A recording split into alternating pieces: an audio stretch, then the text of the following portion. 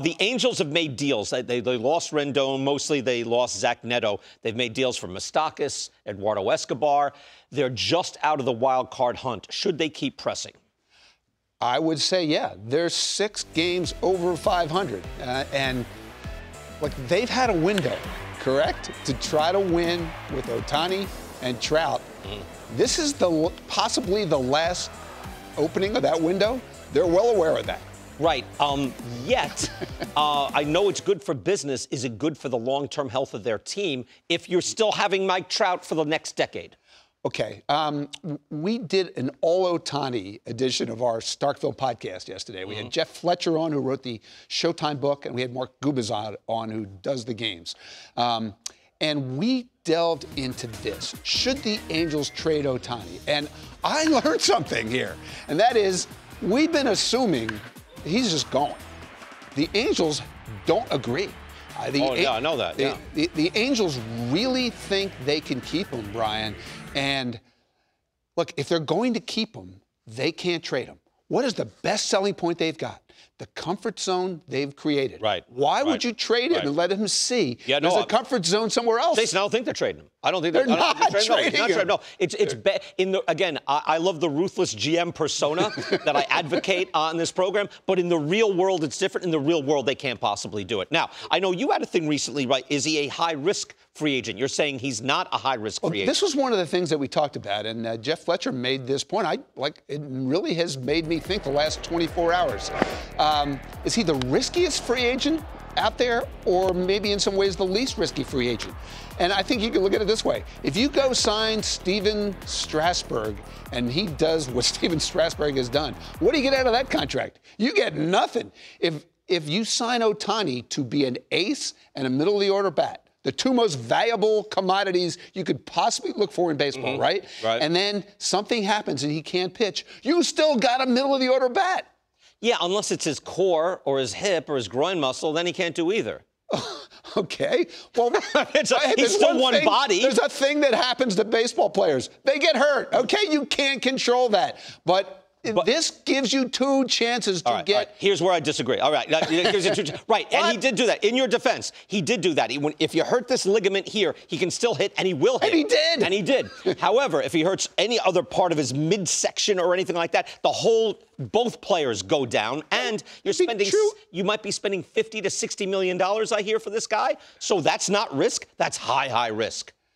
There's going to be a lot of money at stake, no matter what. Risk. Okay, Isn't that risk? Let me say this again. What are the 2 most valuable skills that you can have? But he's one body. Yes, but he's one body.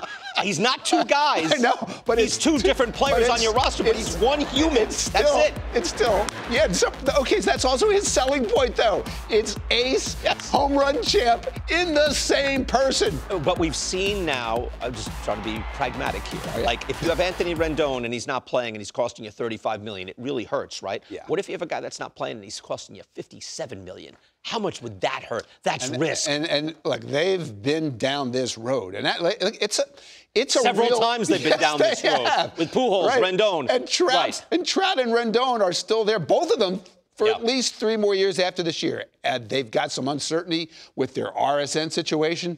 This is an incredible risk, but do you want to be the team that lets this guy leave? That would hurt. That would hurt. All right, let's get to the Mets. Buck Showalter criticized for going B squad bullpen Sunday. I don't know if you saw last night.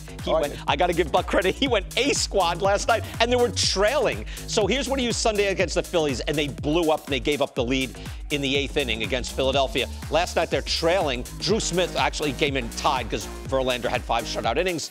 He pitched tough. Smith came on, gave up a 2-run bomb, then went Ottavino, Raley, Robertson, what people were saying he should have done on Sunday. Your take? Okay, well, he couldn't do that Sunday because Ottavino wasn't available, Raley wasn't available, Drew Smith was still suspended. Right. He had Robertson was available. Guy from the A-team. Right. That was David Robertson. And he he saved that chip and never got to play it. Right. And so I understand the reservations about that. You're probably one of those people who shares those reservations. I think you put out the fire when the fire presents itself with your firemen.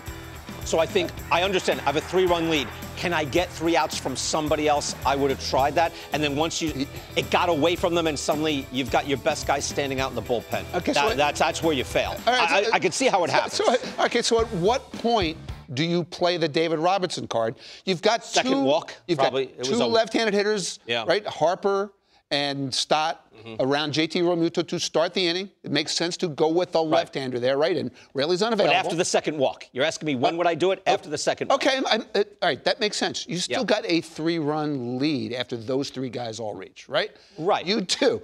And, okay, so you're going to play the David Robertson card there. Then who's pitching the ninth? It's the guy who wound up hitting both of those. I'd rather lose that way than I lose that and say, hey, I put out the fire. Now I have a lesser guys in the order because the Phillies didn't beat the Mets. The Mets beat the Mets on that night. I look at, you know what else? There's something else happening. Trading Eduardo Escobar. That's something that I can't imagine went over well with Buck and his staff and the players. Is that a message? I think it's telling us something. There's no doubt about it, because if you think you're alive, well, headed for October, you don't do that deal. Right. So I think that's your point, right? No, I've got other points. I think there's more. Let's hear them. I think it's more to it. That also, I think they're paying his full contract, right? So they got 2 prospects for the prospect return. For the guy that you went out, you got a whole bunch of 33-year-old outfielders. He's one of them. 33-year-old free agents, right? He's one of them. And he's underperforming a little bit, but not terribly. But they loved him. Yes. Ground level, they loved him. And now he's with the Angels. There's a rumor that for the owner, that money's no object. Maybe you've heard this. And so they don't care if they pay his salary to get the prospects, but it's why you do it, not what you get back in this particular case. Yes, right. I think there's a why there. Also, to become the embattled Buck Showalter after being the genius the year before. I know Buck's watching saying, hey, I was a genius just last year, fellas. What happened? What happened? Well, 101 wins is what didn't happen. No, they did a great job. Thank you, Jason. Good stuff.